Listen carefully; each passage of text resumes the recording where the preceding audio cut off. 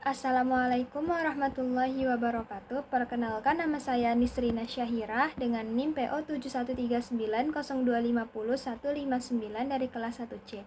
Program studi D3 Farmasi jurusan Farmasi Poltekkes Kemenkes Jambi. Pada video ini saya akan mempresentasikan laporan akhir praktikum farmasi fisika dengan judul pengaruh penambahan surfaktan terhadap kelarutan di bawah bimbingan Bapak Dr. Handes Hisran. Nah, praktikum ini adalah memiliki tujuan agar mahasiswa dapat mengetahui bagaimana pengaruh penambahan surfaktan berupa Twin 80 dengan konsentrasi 1% terhadap kelarutan asam benzoat dalam air. Sederhananya, kita ingin membuktikan secara nyata apakah dengan menambahkan surfaktan asam benzoat yang sukar larut dalam air bisa menjadi lebih mudah larut.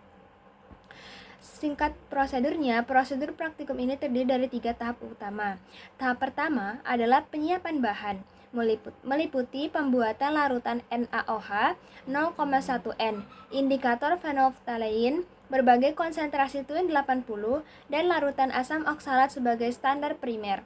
Tahap kedua adalah penetapan Blanco, yaitu melarutkan 250 mg asam benzoat dalam aqueous murni tanpa surfaktan. Kemudian disaring dan dititrasi dengan NaOH yang sudah dibakukan menggunakan indikator phenolphthalein hingga muncul warna merah muda. Tahap ini bertujuan mengetahui seberapa besar kelarutan asam benzoat dalam air murni sebagai pembanding. Tahap ketiga adalah pengujian utama, yaitu melarutkan asam benzoat dalam larutan Twin 80 konsentrasi 1%, kemudian dititrasi dengan cara yang sama. Volume NaOH yang terpakai dicatat untuk menghitung kelarutan asam benzoat dalam larutan surfaktan tersebut. Nah, dari hasil pembakuan NaOH menggunakan 630 mg asam oksalat, volume NaOH yang terpakai adalah 9,8 mili, sehingga diperoleh molaritas NaOH sebesar 0,1020 m. Selanjutnya, pada pengujian Blanco, yaitu asam benzoat dalam aqueous murni. Volume NaOH yang digunakan adalah 4,8 mili, dan setelah dihitung diperoleh kelarutan asam benzoat sebesar 59,7899 mg dari 250 mg yang ditimbang. Kemudian pada pengujian dengan Twin 81%, volume NaOH yang terpakai meningkat menjadi 8,1 mili dan kelarutan asam benzoat yang diperoleh adalah 100,8955 mg. Jika dilihat dari data seluruh anggota kelompok yang menggunakan konsentrasi Twin 80 berbeda-beda, mulai dari 0,25% hingga 1,75%. Secara umum, terlihat tren bahwa semakin tinggi konsentrasi Twin 80 yang digunakan, kelarutan asam benzoat cenderung semakin meningkat. Pembahasannya, sekarang kita masuk ke bagian yang paling utama. Asam benzoat dipilih dalam praktikum ini karena termasuk zat yang sukar larut dalam air. Berdasarkan Farmakope Indonesia edisi 3, untuk melarutkan 1 gram asam benzoat diperlukan 350 mili air. Sifat ini muncul karena asam benzoat memiliki cincin benzena yang bersifat non-polar, sehingga interaksinya dengan air yang bersifat polar menjadi sangat terbatas. Sebelum menitrasi asam benzoat, kita perlu membakukan larutan NaOH terlebih dahulu menggunakan asam oksalat sebagai standar primer. Ini penting karena NaOH bersifat higroskopis dan mudah menyerap karbon dioksida dari udara, sehingga konsentrasinya bisa berubah dari yang tertera. Hasil pembakuan saya menunjukkan molaritas NaOH sebesar 0,1020 m, yang sangat mendekati konsentrasi teoritis 0,1 m. Ini artinya larutan NaOH yang saya gunakan valid dan dapat dipercaya untuk titrasi selanjutnya. Hasil Blanco menunjukkan kelarutan asam benzoat dalam aqueous sebesar 59,7899 mg. Nilai ini lebih rendah dibandingkan nilai teoritis berdasarkan Farmakope, yaitu sekitar 142,86 mg dalam 50 mili air. Perbedaan ini wajar dan bisa disebabkan oleh beberapa faktor seperti suhu ruangan saat praktikum, proses pengadukan yang kurang sempurna, kehilangan sampel saat penyaringan, maupun ketidaktepatan dalam menentukan titik akhir titrasi. Nah, setelah ditambahkan Twin 80 konsentrasi 1%, kelarutan asam benzoat meningkat menjadi 100,8955 mg. Artinya, terjadi peningkatan kelarutan hampir 2 kali lipat dibandingkan tanpa surfaktan.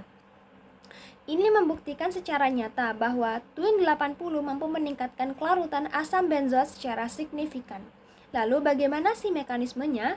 Twin 80 adalah surfaktan non-ionik yang memiliki dua bagian, yaitu bagian hidrofilik yang suka air dan bagian lipofilik yang suka minyak atau lemak. Ketika konsentrasi Twin 80 sudah melewati batas yang disebut critical missile concentration atau CMC, molekul-molekul surfaktan akan berkumpul dan membentuk struktur yang disebut misel. Di dalam misel, bagian lipofilik berkumpul di inti bagian dalam, sedangkan bagian hidrofilik menghadap keluar menuju air. Inti misel yang nonpolar inilah yang kemudian menangkap molekul asam benzoat. Hasilnya, asam benzoat yang semula sukar larut bisa terdispersi dengan baik di dalam air. Proses ini dikenal dengan istilah micellar solubilization.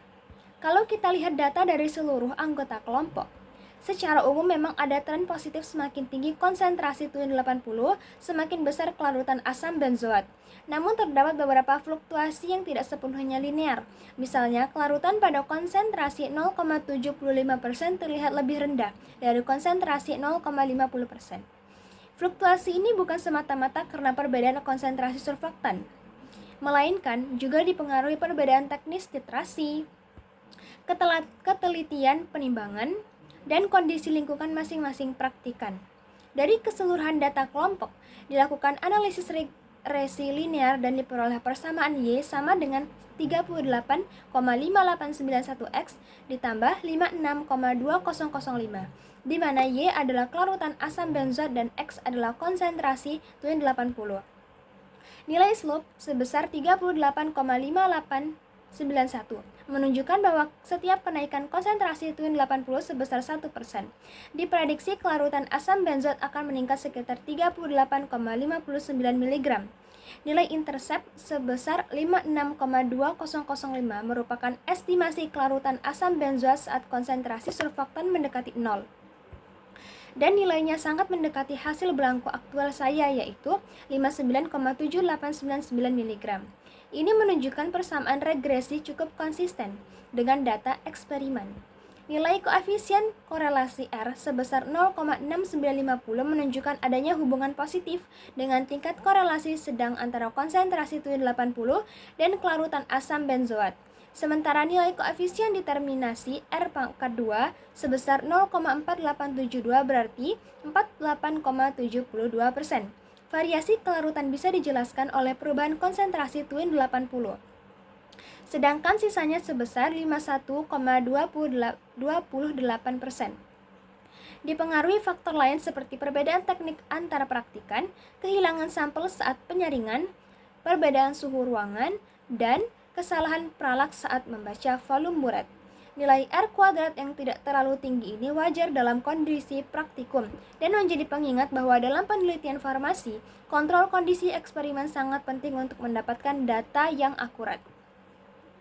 Nah, kesimpulan berdasarkan hasil praktikum ini dapat disimpulkan bahwa molaritas NaOH hasil pembakuan adalah 0,1020 m, mendekati nilai teoritis 0,1 m, sehingga larutan tersebut valid digunakan sebagai baku sekunder.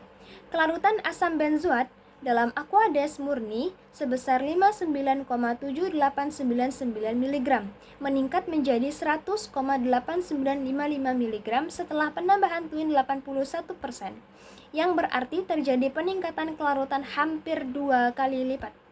Peningkatan ini terjadi melalui mekanisme micellar solubilization oleh Twin 80 sebagai surfaktan non-ionik.